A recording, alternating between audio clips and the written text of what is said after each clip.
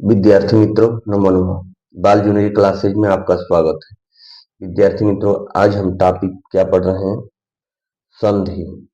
संधि संधि के विषय में हम जानते हैं एक एक टॉपिक। पहले कि संधि कैसे बना है, संधि शब्द क्या है। अब संधि में हम तक पढ़ते हैं सम उपसर्ग पूर्वक, सम उपसर्ग पूर्वक और धा धात, सम सम उपसर्ग पूर्वक और धा धात और धन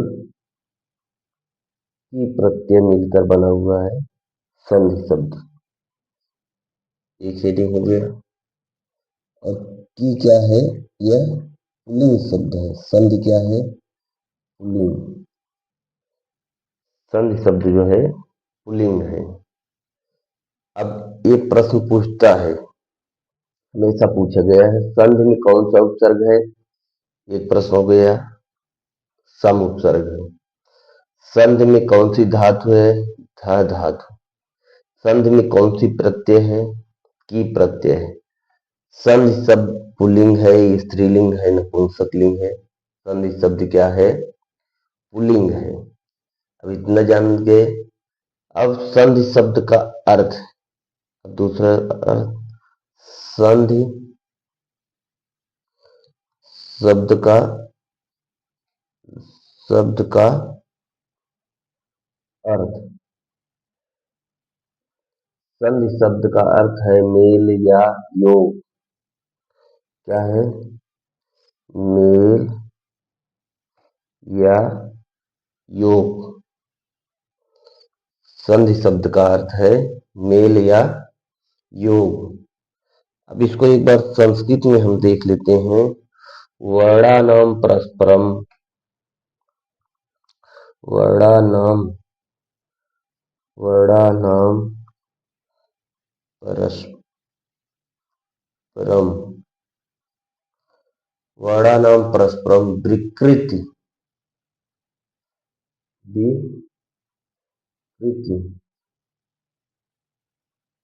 विकृमत संधानाम संधि।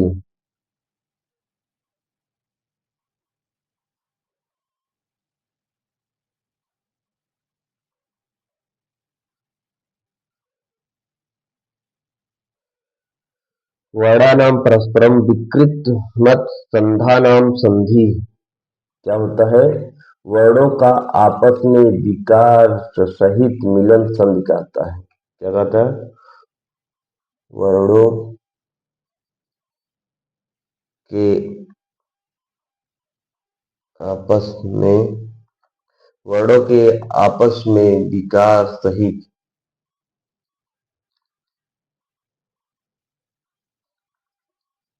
वर्णों के आपस में विकार सहित मिलन क्या कहलाता है?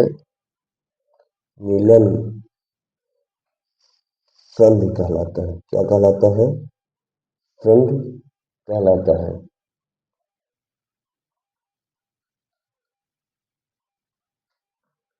संधि कहलाता है। अब इस प्रकार से हम क्या बोल सकते हैं? दो वर्णों के मेल से जो विकार होता है, जो परिवर्तन होता है, दो वर्णों की, दो वर्णों के मेल से जो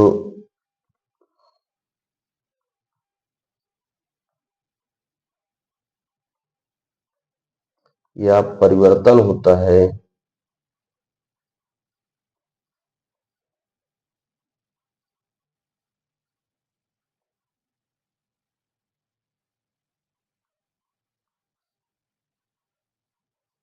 उसे क्या कहते हैं? उसे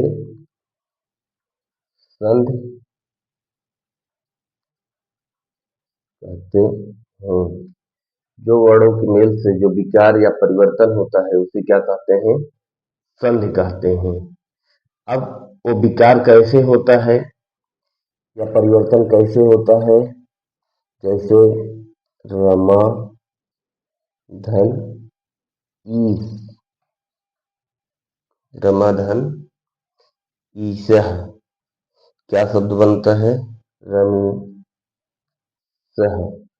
रमाधन ईशः क्या बनता है? रमेशः। अब इसमें हम देखते हैं रमा आ, यानी कि यहाँ पर क्या है? आ स्वर है। फिर यहाँ बड़ी ई, ये दोनों मिलकर क्या बनते हैं? आधन ई। जब आपको जब आपको वर्ण परिचय में बताया गया था कि आधन ई बराबर क्या बनते हैं? ए। आधन ई बराबर क्या बनता है? ए। ठीक है मित्रों, जब ए बनता है तो क्या वहां पर बताया गया था कौन सा स्वर है? संयुक्त। अब वही चीज आपको यहाँ ध्यान देने की जरूरत है। वहां पर क्या बना था? आधन ई बराबर ए। अब इसमें क्या मिलकर बना है? ये दिखाई दे रहा है रमेश, रमेश, यहाँ कौन सा शब्द बन गया? रमेश। ओके मित्रों, अब मित्रों एक बार स्पष्ट करना चाहता हूं कि रमा और ईशा ये शब्द हमने क्यों लिखा? यहाँ रमा और ईशा, रमा यानी कि रमा में आ और ई, ये रमेशा, ये दोनों सार्थक शब्द होते हैं। सार्थक शब्दों का ही हम जो है संधि करते हैं, निरर्थक शब्दों का नहीं। सार्थक और निरर्थक शब्द भी बताए गए हैं। सार्थक शब्द किसे कहते हैं? निरर्थक शब्द किसे कहते हैं? अब इसमें रमा में आ, रमा में, रमा में आ और ईशः में क्या? ईशः में ई, आधन ई बराबर ई का निर्माण होता है। आधीन ई का निर्माण होता है। रमा में आ है और ईशा में ई मिलकर ई का निर्माण हुआ है।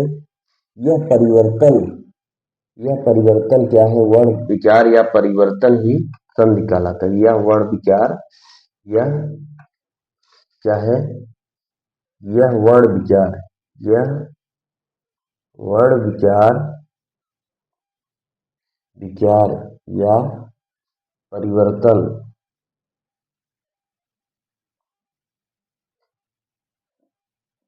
परिवर्तन ही क्या कहलाता है? संधि कहलाता है। विद्यार्थी मित्रों, अभी तक क्या समझे? हम एक बार फिर से रिवीजन करा देते हैं। संधि, संधि शब्द सम उत्तर पूर्व धा धातु की प्रत्यय से मिलकर बनता है, जिसे क्या कहते हैं? संधि कहते हैं। अब संधि शब्द पुल्लिंग है। संधि शब्द क्या है? पुल्लिंग है। संधि शब्द का अर्थ मेल या योग होता है। वर्णानाम परस्परम विकृत मित्र संधा नाम संधि, वर्णों के आपस में विकार सहित मिलन संधि कहलाता है। दो वर्णों के मेल से जो विकार होता है या जो परिवर्तन होता है उसे संधि कहते हैं। जैसे रमा धनी ईशा, रमेशा।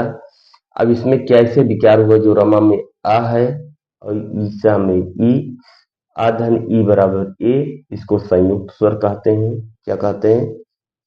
संयुक्त स्वर। इसको क्या बोलते हैं? जो परिवर्तन हुआ संयुक्त स्वर में हुआ। अब एक बार स्पष्टीकरण, रमा में आ और ईशा में ई दोनों मिलकर ए, यह जो परिवर्तन हुआ, यह वर्ण विचार या परिवर्तन हुआ, वही क्या बोलते हैं? संधि। अब संधि शब्द हमने केवल संधि शब्द के बारे में समझा और उसको कहां से कैसे प्रश्न बनते हैं। अब हम एक एक पॉइंट यह नोट कर लेते हैं कि व्याकरण शास्त्र में प्रमुख मुनियों के अनुसार क्या क्या होता है। विद्यार्थी मित्रों, अब संधि, संधि में एक संहिता, जो दो वर्णों के मेल को संधि कहते हैं। संधि की सन्निकटता के बारे में हम बात कर लेते हैं। संधि के लिए अनिवार्य तत्व है, क्या है? जिसे संहिता बोलते हैं। अब इसके लिए संस्कृत में सूत्र है परः सन्निकर्षः संहिता। परः सन्निकर्षः संहिता, अर्थात दो वर्णों के अत्यंत सन्निकट हो जाने से ही संहिता होती है। संहिता के विषय में व्याकरण शास्त्र में एक नियम है, संहितै पदे नित्यै नित्या धातु उपसर्गयोः नित्या समासे वाक्ये तु सा विवक्षाम उपेक्षते। अर्थात संहिता यानी कि संहिता। अब संहिता किसे कहते हैं? संहिता का अर्थ है संधि। संहिता क्या अर्थ है? हम संधि बोलते हैं। संहिता क्या अर्थ है? संधि। एक पद में भी होती है संहिता। कहाँ कहाँ होती है? एक पद में नित्य होती है। एक पद में नित्य होती है, जैसे नय अकह नायकः पावका पौधनकः भवनम भोधन अनम। उपसर्ग और उपसर्ग और धातु में भी संहिता नित्य अनिवार्य होती है। उपसर्ग जहाँ पर दिखेगा, जैसे न्यवसत है, यहाँ नि उपसर्ग है। अब उपसर्ग किसे कहते हैं? प्र प्रा अपसम अनु और निस निर दुस दुर बी आंग नी अधि अप, ये सब 22 उपसर्ग होते हैं। कितना? 22 उपसर्ग होते हैं। ये सब 22 उपसर्ग जहाँ दिखेंगे वहां भी हम संधि कर सकते हैं।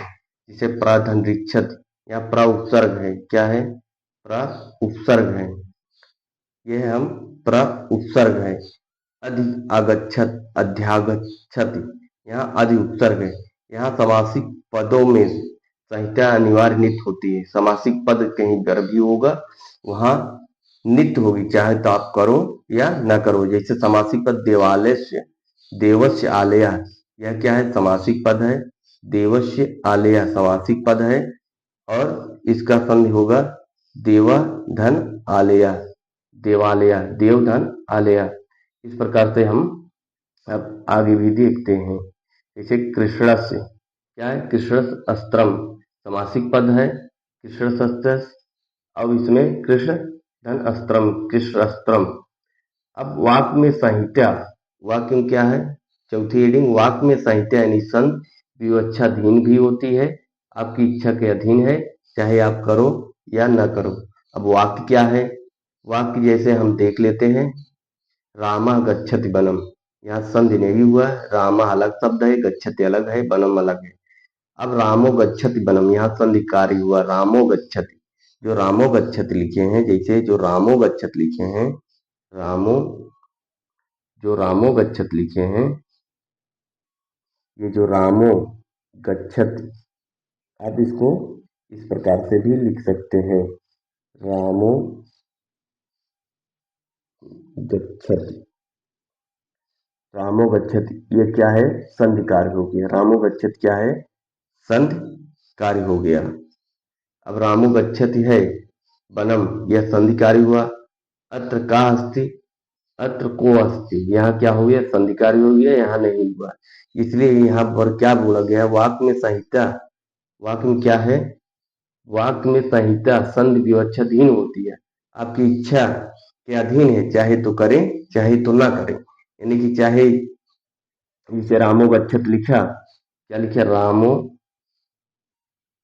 रामो गच्छति, रामो गच्छत लिखिए, चाहे रामा गच्छत लिखो, रामा गच्छति। वाक्य में अनिवार्य नहीं है कि आप चाहे संधि करो, रामा धन गच्छति, ये जो है शब्द है, इसको चाहे करें या न करें। अब हो गया, द्विंते वर्षे इंदुमती अधिकाश स्वर्गम में संधि नहीं हुआ। इस प्रकार से हम अब संधि विच्छेद, संधि वर्णों को अलग अलग करना ही संधि विच्छेद कहा जाता है। क्या कहलाता है? संधि युक्त वर्णों को, ऐसा नहीं जहां मन करे तहां संधि कर दे, संधि युक्त वर्ण को जहां वहां अलग करना ही संधि विच्छेद कहता है। अब संधि का अर्थ होता है मिलान, विच्छेद का अर्थ होता है अलग करना। जैसे गणेश का संधि विच्छेद गण धनीच, विद्यार्थी का संधि विच्छेद विद्या धनार्थी। संधि में क्या होगा? अब दो वर्णों के स्थान पर एक नया वर्ण हो जाता है, तो वहां क्या होता है? संधि। जैसे रवि धनीच, रवीसा, ई धन ई बराबर ई, और हमको मात्रा के रूप में दिखाई देगा क्या? बड़ी ई की मात्रा। क्या? बड़ी ई की मात्रा हमको दिखाई देगा, बड़ी ई की मात्रा। इस प्रकार का हमको, जैसे रवीसा यहाँ ई है, तो बड़ी ई की मात्रा के रूप में दिखाई दी है। अब हम इसको समझ गए। अब हम एक पूर्व प्रयोग, पूर्व और पर दोनों वर्णों के स्थान पर एकादेश होता है। पूर्व और पर दोनों के स्थान पर हमको एकादेश होता है। अब दो वर्डों के निकट आने से केवल पूर्व वर्ण में ही विकार होता है। दो वर्ड जब निकल आते हैं केवल पूर्व पद में ही विकार होता है। जैसे इत्यादि है, इत्यादि है, इति देना आदि हुआ। इति जो पूर्व पद है, इति इसमें जो पूर्व पद है, अब देखेंगे पूर्व पद में ही विचार हुआ है, या धता बन गया या इसमें जुड़ गया, इत्यादि मध्वर्य। इस प्रकार से हम यह देखें दो वर्डों में किसी एक वर्ड का लोप हो जाना ही संधि कहलाता है। अब हम कुछ संधि के बारे में विशेष बातें समझ लेते हैं। संधि के बारे में विशेष बातें यह है, दो वर्डों में किसी एक वर्ड का द्वत्व हो जाना। संधि वर्ड कहाँ कहाँ होता है, इसको संधि वर्ड, जैसे दो वर्डों में से किसी एक वर्ड का द्वत्व होना, इसे एकस्मिन अक्षर है, एक वर्ड द्वत्व हो गए। कभी कभी दोनों वर्ड में साथ साथ परिवर्तन होता है, जैसे तत् धन शिव तत्शिव दोनों में परिवर्तन हुआ, वाग धनरी वाग हरि, यहाँ दोनों वर्ड में परिवर्तन हुआ। कभी कभी दोनों वर्डों के बीच में कोई तीसरा वर्ड भी चला आता है, जैसे वृक्षाया वृक्ष धन छाया, यहाँ छ और छ के बीच में च का आदेश हो गया। इस प्रकार से हमने ये देखा। अब संधि के बारे में कुछ और बातें समझ लेते हैं। संधि के प्रकार, संधि तीन प्रकार की होती है। कौन कौन? स्वर संधि, जहाँ स्वर के बाद स्वर का मेल हो वहां क्या होता है, स्वर संधि होता है। जैसे जब दो स्वरों के निकट आने जो विकार होता है उसे स्वर संधि कहते हैं। संक्षेप में स्वर के स्थान पर होने वाले आदेश ही स्वर कहते हैं। जैसे इत धनालय कवि धनीन्द्र नर धनीच तव धनीच तवेय ओ धनित्रम पवित्रम, अर्थात स्वर वर्ड का स्वर वर्ड के साथ मेल ही संधि स्वर संधि कहलाता है। और व्यंजन संधि दूसरा व्यंजन संधि। व्यंजन संधि में व्यंजन के बाद व्यंजन आए तो व्यंजन संधि होता है, और व्यंजन के बाद स्वर या व्यंजन दोनों वर्ड आए तो भी व्यंजन संधि होता है। अब संक्षेप में हम हल करने से ही समझ, जैसे वाक धनीचा वागीचा जगत धनीचा जगदीचा तत्धनालय तला तत्धनालय तल्लया सज्जन जना सज्जना, यहाँ हल के बाद हल आया, यहाँ हल के बाद हल आया। यहाँ जगत धनीचा में हल, जगत शब्द हल यानी व्यंजन है, यहाँ ईचा ईस शब्द है, यहाँ इसलिए स्वर के बाद क्या बोले वाक धनीचा, यहाँ का व्यंजन है, यहाँ ई स्वर है। स्वर के बाद या व्यंजन के बाद स्वर आए तो भी व्यंजन संधि आता है, व्यंजन के बाद व्यंजन आए तो व्यंजन संधि होता है। अब हम अगला संधि समझते हैं, विसर्ग संधि।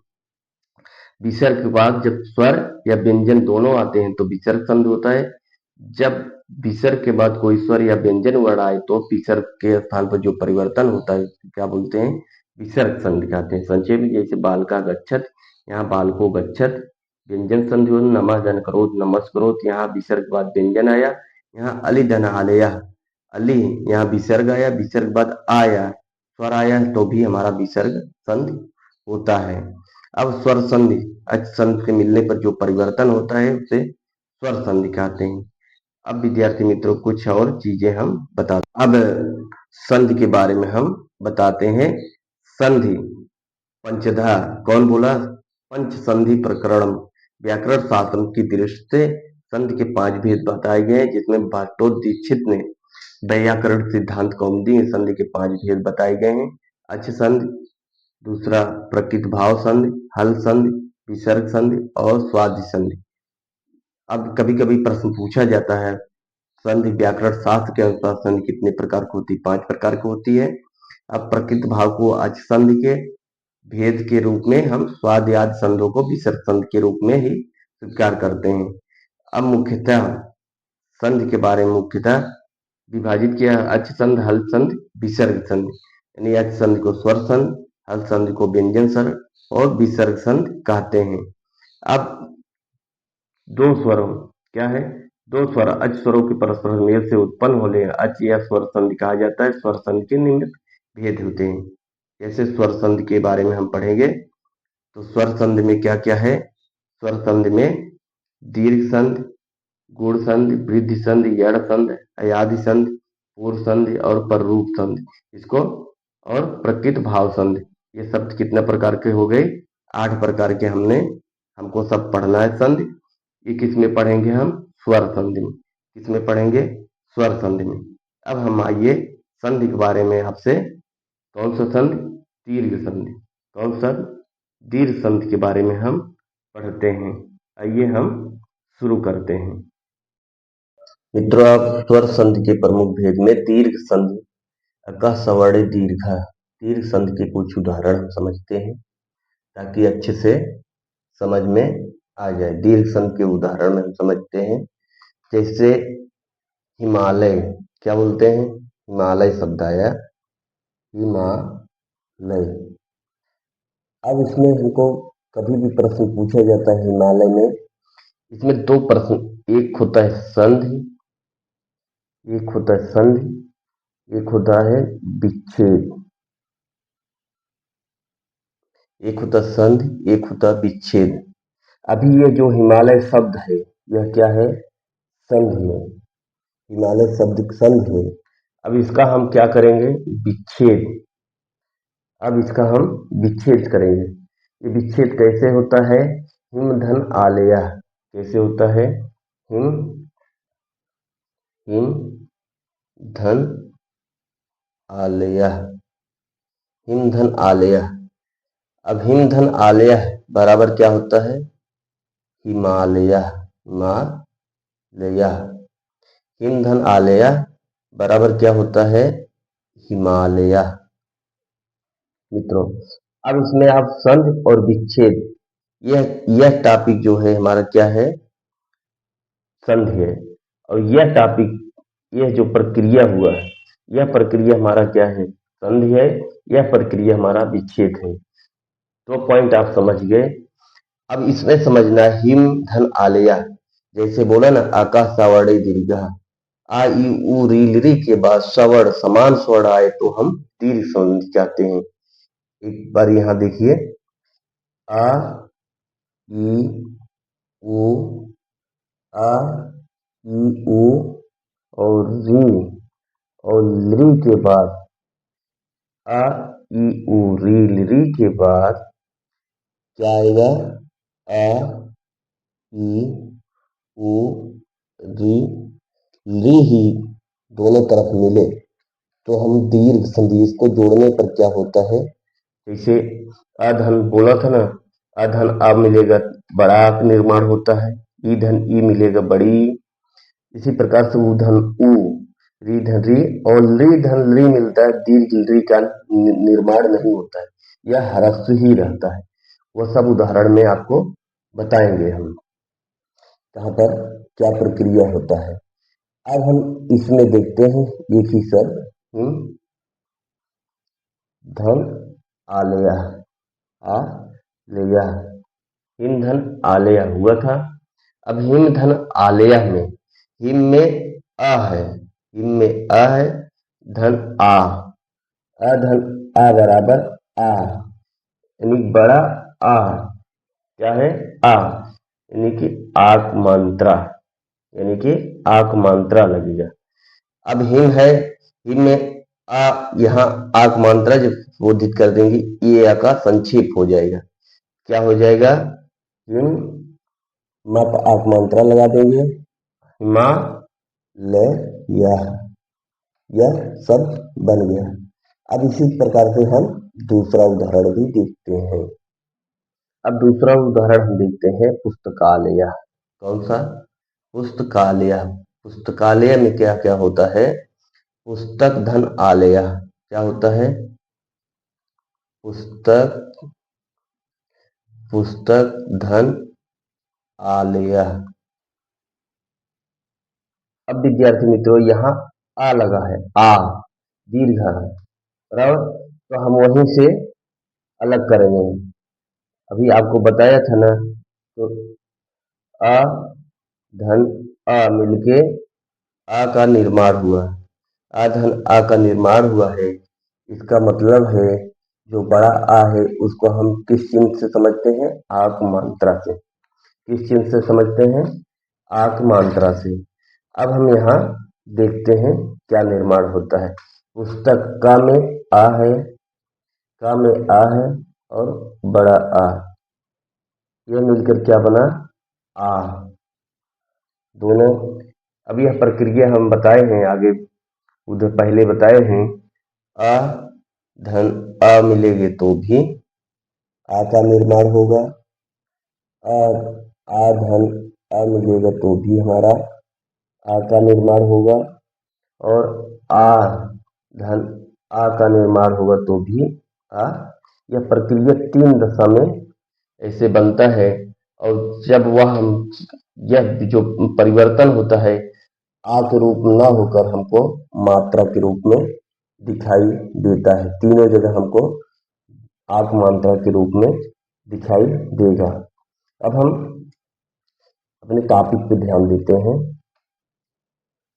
टॉपिक में अधन आ, पुस्तक आ है आ, ये दोनों मिलकर आक मात्रा का निर्माण हुआ, मात्रा प्रवेश करेगा। अब क्या हो जाएगा, पुस्तक का आक मात्रा लगा दें, आ लया, पुस्तका लया बन गया। अब इसी ढंग से आ, अब इसी ढंग से हमने पुस्तकालय देख लिया। एक रविंद्र, रविंद्र देख लेते हैं। क्या, रविंद्र, एक रविंद्र। रविंद्र में हम क्या करते हैं, इसका संधि विच्छेद करते हैं। बड़ी है, बड़ी है, इसका मतलब ये बड़ी है। अब इसको हम निकालते हैं। रवि, रवि मीन्स क्या होता है, किरण। रवि धन इंद्र, रवि धन इंद्र, इंद्र। अब इंद्र, इंद्र मीन्स इंद्र भगवान, रवि मीन्स किरण, और रवि, रवि एक नाम हो जाता है। इसीलिए हमको सार्थक शब्द हमेशा ध्यान रखना होता है। क्या शब्द, सार्थक शब्द। तो हम क्या करेंगे, तो ई में हम ई निकलता है, ई में ई, और कैसा ई है, रवि बड़ी ई है और धन ई। अब ये दोनों का निर्माण होता है, क्या बनता है, बड़ी ई। बड़ी की मतलब कौन सी मात्रा है, हम इसको बड़ी की मात्रा से देखते हैं। जो शब्द होता है, जैसे ये रविंद्र है, तब हमारा क्या निर्माण हुआ, रविंद्र, रविंद्र। इस प्रकार से रविंद्र बना। अब हम दूसरा उदाहरण देखते हैं। अब विद्यार्थी मित्रों, हमको उम्मीद है आपको समझ में आया होगा। अब हम एक एक चीज का संधि करते चल रहे हैं। आप ध्यान से देखें तो भानुदय जो बहुत इंपॉर्टेंट आया हुआ है, तो इसका क्या होगा, भान, पहले क्या करेंगे, भान धन उ, भानुदय है ना, भान धन उदय। पहले एक एक शब्द अलग करते हैं। भान धन उदय, भान धन उदय। अब इसमें क्या करते हैं, हम न में इसको न में अलग करते हैं, धन उ दया। न में उ है और उ, ये दोनों आपस में क्या करेंगे, किसका निर्माण होगा, उ धन उ मिलकर किसका निर्माण करेंगे, बड़ा उ का। अब क्या हो जाएगा, हमारा सब भानुदय प्राप्त हो जाएगा। अब इसी प्रकार से हम अगला देखते हैं, कौन सा, मातृडम, मातृ, मातृडम, मातृडम, मातृडम शब्द को हम अलग करेंगे। मातृ धन ऋणम, मातृ धन ऋणम। यह दोनों में यहाँ री है, यहाँ भी री है। अब दोनों मिलकर क्या बनते हैं, बड़ी री, बड़ी ऋ का निर्माण करते हैं। तो क्या हो जाएगा, मातृ ऋणम, मातृ ऋणम शब्द बन जाएगा। ठीक है मित्रों, अब हम आगे अगला उदाहरण देखते हैं। ये तो 5 हो गया हमारा। अब हम आज से निर्माण ही शब्द देखते हैं, कुछ इंपॉर्टेंट शब्द देखते हैं। अब यहाँ क्या होगा, अधन अ बराबर आ, वाचन, वाचनालय, वाचनालय क्या है, वाचनालय। अभी क्या होगा, वाचन धन आलय, वाचन धन आलयः। अब यहाँ क्या है, आ है, और यहाँ क्या है, आ। अब क्या निर्माण हुआ, आ का निर्माण हुआ। आ का निर्माण हुआ यानी कि आक मात्रा का क्या हो गया, वाचनालयः। अब इसी प्रकार से देवालयः, देवालयः। देवालय में क्या है, देवधन, देवधन आलयः, देवधन आलयः। अब देव में क्या है, वह आ, देव में क्या है, आ धन आ, आ धन आ मिल क्या बना, आ। ये किस मात्रा के रूप में, आक मात्रा के रूप में हमको यहाँ से परिवर्तन हुआ है। अब इसी प्रकार से शास्त्रागार क्या है, शास्त्रागार। शास्त्रागार कहाँ परिवर्तन होगा, शास्त्रा में। तो क्या निर्माण होगा, शास्त्र धन आगार, शास्त्र धन आगार, शास्त्र धन आगारः। क्या हो जाएगा, शास्त्रागारः। अब इसी प्रकार से यहाँ क्या हुआ, त्र आ है, फिर यहाँ क्या है, आ।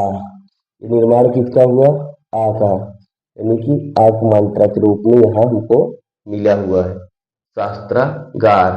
इसी प्रकार से हम देखते हैं विद्यालय, विद्यालय। अब विद्यालय में यहाँ आक मात्रा के रूप में मिला है, तो हम क्या करेंगे, विद्या धन आलयः, आलयः। अब यहाँ दिया है आ है, इसका एक ऐसा होता है बी धन दा धन या, धन आलयः, आलयः। यहाँ यम आ है, धन आ है। अब दोनों निर्माण किसका हुआ, आ का, यानी कि आक मात्रा के रूप में हमको मिलेगा, यह मिला है विद्यालय। इस प्रकार से हम और उदाहरण आपको देते हैं। अब तक विद्यार्थी मित्रों आ धन आ पढ़े, आ का निर्माण होता है। अब ई धन ई पढ़ेंगे, ई का निर्माण होता है। अब उसको भी हम समझते हैं। जैसे कपीसह क्या है, कपीसह, कपीसा में कपि, कपीसा में क्या होगा, कपि धन ईसह, कपि धन ईसा। यहाँ क्या कौन सा ई है, ई है, और यहाँ क्या है, ई। दोनों मिलकर क्या निर्माण हुआ, बड़ी। बड़ी ई का मतलब बड़ी ई के मात्रा के रूप में आपको मिलेगा। ओके मित्रों, बड़ी ई की मात्रा के रूप में हमको मिलेगा। ये शब्द हो गया कपीसह। कौन सा शब्द हो गया, कपीसह। अब इतियु, कपीसह, गौरीसह, गौरीसह, गौरी क्या हो जाएगा, गौरी धन ईसह, गौरी धन ईसा। यहाँ बड़ी गौरी धन ईसह, यहाँ पर क्या हो जाएगा, बड़ी धन बड़ी, बड़ी ई धन बड़ी ई बराबर किसका निर्माण होगा, बड़ी ई का, यानी कि मात्रक रूप में हमको यह शब्द प्राप्त होगा। तो गौरीशा यह शब्द हमारा बना, गौरीशा। अब विद्यार्थी मित्रों यहाँ आप बोलेंगे कि यहाँ पे दोनों में अंतर क्या है, यहाँ छोटी लगाए और यहाँ बड़ी। अब इसका हम संशय दूर करते हैं। संशय ये है जो सार्थक शब्द होते हैं, जैसे गौरी, गौरी शब्द हमारा सार्थक है, और ईसा शब्द वही होता है जहाँ सार्थक शब्दों के मेल होता है, निरर्थक शब्दों नहीं। यहाँ कप, कप में बंदर होता है, ईसा में भगवान होते हैं, इस प्रकार सार्थक हुआ। यहाँ गौरी, गौरी कोई नाम हो जाए, गौरी, ऐसा गौरी हमारा सार्थक शब्द हुआ। इस प्रकार से हम यह निर्माण होता है। गौरीशा हो गया है। इसके बाद हम मुनीशा, मुनीन्द्र, मुनीन्द्र, मुनींद्र। अब मुनींद्र शब्द हम देखते हैं। कौन सा शब्द? मुनींद्र। एक मिनट। कौन शब्द? मुनींद्र।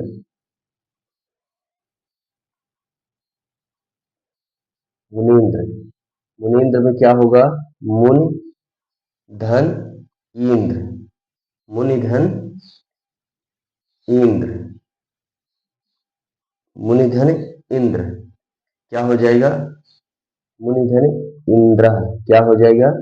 मुनिंद्र। यहाँ क्या है? ई और यहाँ ई। किसका निर्माण होगा? बड़ी ई का, यानी कि बड़ी ई की मात्रा का। ये हो गया। अब मुनिंद्र के बाद हम देखते हैं त्रिशः। क्या है? त्रिशः। त्रिशम क्या होगा? श्री। श्री धन ईशः। श्री धन ईशः। अब श्री में ई है और धन ई बराबर बड़ी ई की मात्रा, यानी कि बड़ी ई हमको प्राप्त हुआ। त्रिशः शब्द। अब महेंद्र। क्या है? महेंद्र। महेंद्र शब्द में क्या क्या है? मही धन इंद्र। क्या है? मही मही धन इंद्र। मही धन इंद्र क्या हो गया? ये हमारा शब्द बन गया महेंद्रा। अब इसमें बड़ी धन ई बराबर बड़ी क्या निर्माण हुआ? ये बड़ी की मात्रा के रूप में हमको दिखेगा। महेंद्रा। गिरीशः। क्या है? अगले शब्द क्या है? गिरीशः। गिरीशः। कौन सा शब्द है? गिरीशः।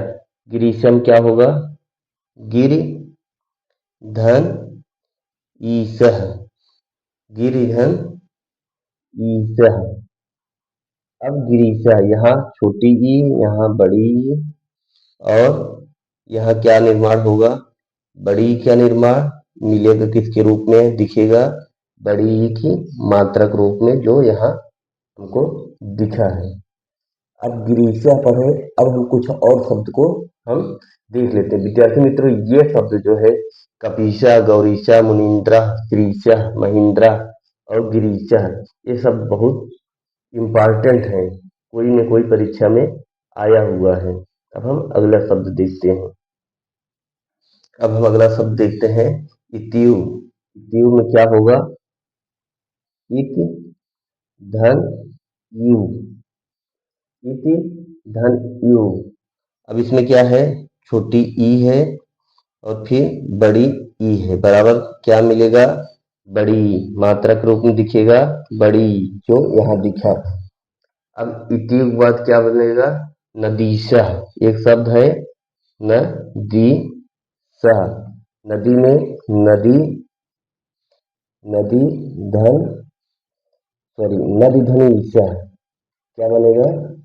नदी, नदी धन ईशा।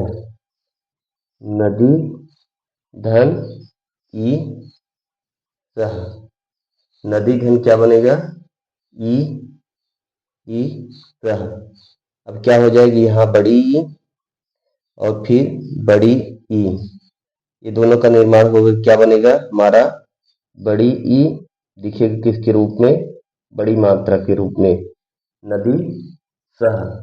और हम परीक्षा, ये बहुत इंपॉर्टेंट है। परीक्षा ये हल्के फुल्के एग्जाम में भी आता है और बड़े से बड़े एग्जाम में भी आया हुआ है। परीक्षा। अब इसमें क्या होता है? पर धन, पर धन ई छा। अब इसमें क्या मिला? ई। इसमें क्या मिला? ई। अब निर्माण किसका हुआ? बड़ी ई क्या दिखेगा किसके रूप में? बड़ी ई के मात्रा के रूप में। परीक्षा। भूमिशः। भूमिशः। भूमिशः। भूमिशः क्या होगा? भूमि धन, भूमि धन ई सह, भूम धन ईसह, यह किसके रूप में, ई, और ई बराबर बनेगा किसके, बराबर बनेगा बड़ी ई की मात्रा के रूप में, बड़ी ई की मात्रा के रूप में हमको भूमि सह, भू, हम क्या शब्द हल कर रहे हैं, भूमि सह, अब दिखा किसके रूप में, भूमि सह के बड़ी ई की मात्रा के रूप में हमको दिखा। अब एक पृथ्वी सह, पृथ्वी सह देख लेते हैं, पृथ्वी सह शब्द देखते हैं, ये किसमें होगा, पृथ्वी धन ईसह,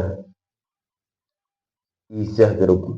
अब इसमें क्या दिखा, बड़ी ई दिखा धन, इसमें बड़ी ई, अब इस किसका निर्माण होगा, बड़ी ई का निर्माण होगा, तो हमको दिखेगा किसमें, बड़ी ई के रूप में, यह देखिए बड़ी ई के रूप में देखा। अब हमने अभी तक आ धन आ देखा, ई धन ई देखा, अब हम देखेंगे ऊ धन ऊ मिलकर कैसे बनता है। अभी तक कुछ शब्द देखे, आ धन आ बराबर आ, ई धन ई बराबर ई, ऊ धन ऊ बराबर ऊ का निर्माण कैसे होता है। अब बधु स्वह शब्द देखेंगे, क्या देखें, बधु स्वह, बधु स्वह शब्द हम देखते हैं। अब इसमें क्या होगा, बधु, बधु धन उत्सवः, बधु धन उत्सवः, तो क्या निर्माण होगा, यहाँ ऊ धन ऊ बराबर ऊ का निर्माण हुआ। जब ऊ का निर्माण हुआ तो हमको दिखे किसमें, बड़ा ऊ के मात्रा के रूप में हमको दिखेगा, बधुत्सवः। अब ये बड़ा ऊ की मात्रा कहाँ दिखा, ये सब दिखा बड़ा ऊ के मात्रा के रूप में। अब हम देखेंगे लघुर में, अभी तक देखे बधुत्सवः, अब देखेंगे लघुर में, लघुर में, लघुर, लघुर में देखेंगे, क्या देखें, लघुर में, लघुर में। अब ये क्या हो जाएगा, लघु धन ऊर्मी, लघु धन ऊर्मी, लघु धन ऊर्मी, यह क्या बनेगा, ऊ धन ऊ बराबर क्या बनेगा, बड़ा ऊ, अब दिखेगा बड़ा ऊ के रूप में जो ये मात्रा है, लघुर्मी। अब देखिए विधुदया, विधुदया, विधुदया, अब ये कैसे होगा, विधु धन, विधु धन उदय, उदय, अब यहाँ छोटा ऊ है, यहाँ फिर क्या है, ऊ है, बनेगा बड़ा ऊ, दिखेगा किसके रूप में, बड़ा ऊ के मात्रा के रूप में। अब ये विधुदया। अब फिर गुरुपदेशः, गुरुपदेशः, गुरुपदेशः में हम क्या देखेंगे, इसमें गुरु, गुरु धन उपदेशः, आप मेरे साथ साथ समझ करते रहे, गुरुपदेशः। अभी क्या होगा, गुरु में ऊ, गुरु में ऊ धन ऊ बराबर ऊ का निर्माण होता है, ऊ गुरुपदेशः, क्या बनेगा, ये जो लिखा हुआ शब्द है ये बड़ा ऊ गुरुपदेशः, तो क्या हो जाएगा हमारा, बड़ा ऊ की मात्रा के गुरुपदेशः, बड़ा ऊ की मात्रा के रूप में हम ये देखते हैं।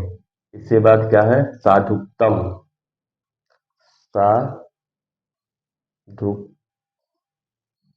साधुक्तम, साधुक्तम, साधुक्तम में हम क्या देखेंगे, साधु धन उत्तम, साध धन तम, साधुधन उत्तम, क्या हो जाएगा? साधुत्तम। उ धन उ बराबर उ, यानी कि बड़ा ऊ की मात्रा क्या दिखा? साधुत्तम।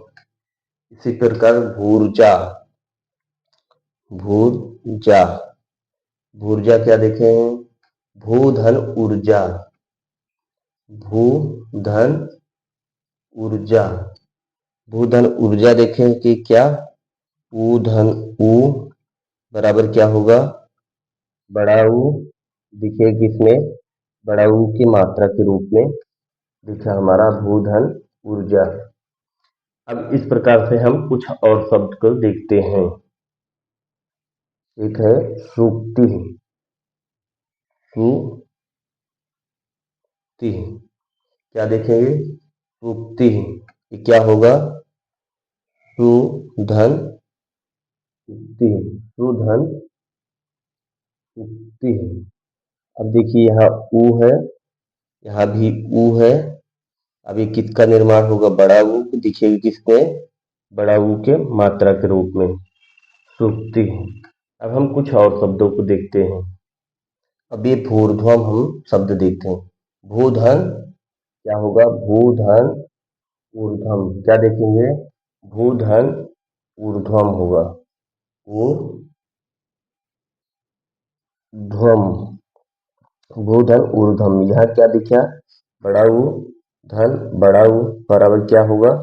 बड़ा ऊ हमको दिखेगा बड़ा ऊ के मात्रा के रूप में, भूर्ध्वम। अब हम देखेंगे विष्णुदेयः, विष्णु, विष्णुदेयः। अब विष्णुदेय में क्या होगा? विष्णु, विष्णु धन उदयः, विष्णु धन उदयः, विष्णुदेयः। यहाँ क्या है? छोटा ऊ और धन छोटा ऊ बराबर बड़ा ऊ दिखेगा, बड़ा ऊ बनेगा दिखेगा बड़ा ऊ के मात्रा के रूप में, विष्णुदया। गुरुत्साह, क्या देखें? गुरुत्साह। अगला शब्द क्या है? गुरुत्साह। तो इसमें क्या हो जाएगा? गुरु धन उत्साह, गुरु धन उत्साह। और इसमें क्या है? ऊ है, गुरु, ऊ धन ऊ, ऊ धन ऊ बराबर क्या हो जाएगा? ऊ क्या हो जाएगा? ऊ। अब दिखेगा किसमें? गुरु, गुरुत्साह। अब अगला शब्द क्या है? साधुदेयः, क्या देखेंगे? साधुदेयः,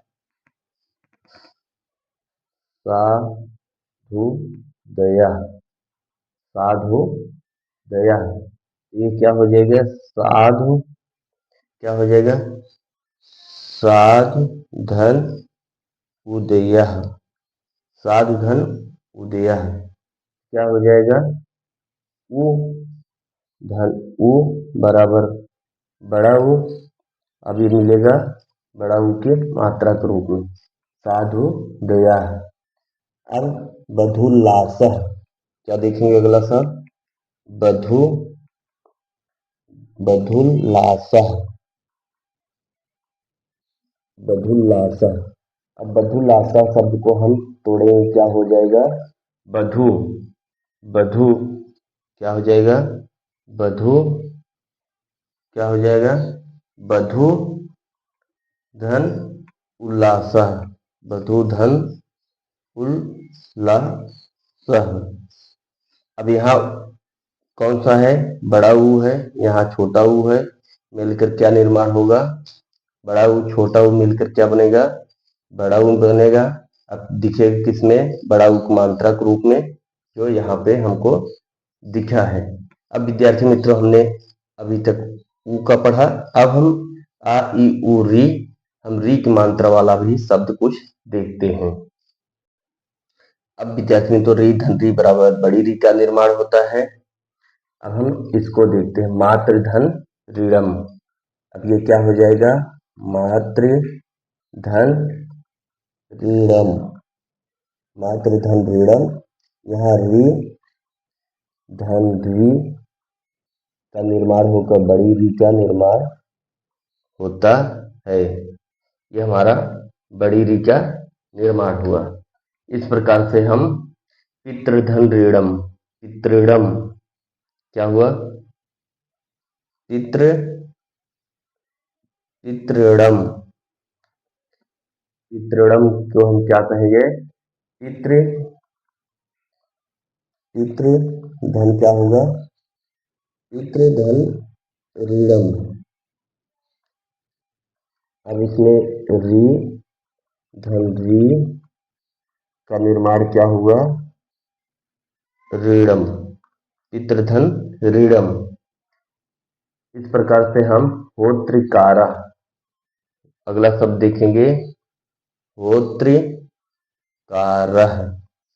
होत्रिकारा शब्द होता है। होत्रिकारा शब्द को क्या लिखेंगे, होत्रिधन ऋकारः, होत्रिधन ऋकारः। इसी प्रकार से मातृकारः क्या है, मातृकारः, मातृकारः में क्या होगा, मातृधन ऋकारः। अब मातृधन ऋकारः में यहाँ ऋ धन ऋ बराबर बड़ी री का निर्माण होता है। अब इसी प्रकार से हम तमाम शब्द देखेंगे। अब ये हमारा क्या हुआ, अच, अकः सवर्णे दीर्घ, क्या, अकः सवर्णे दीर्घ, दीर्घ संधि, यानी कि दीर्घ संधि जो है, संधि पूर्ण हुआ। कौन सा संधि, दीर्घ संधि जो अ ई उ री के बाद, अ इ उ री के बाद, अ इ उ री, री के बाद आ ई उ री आया, आ ई उ री री आने से जो हमारा निर्माण हुआ वह वह हम संधि पढ़ चुके हैं। कौन सा, इसको क्या बोलते हैं, दीर्घ संधि बोलते हैं, दीर्घ संधि हमने पढ़ा। अब हम आपसे लेते हैं इजाजत, तब तक के लिए विद्यार्थी मित्रों नमो नमः।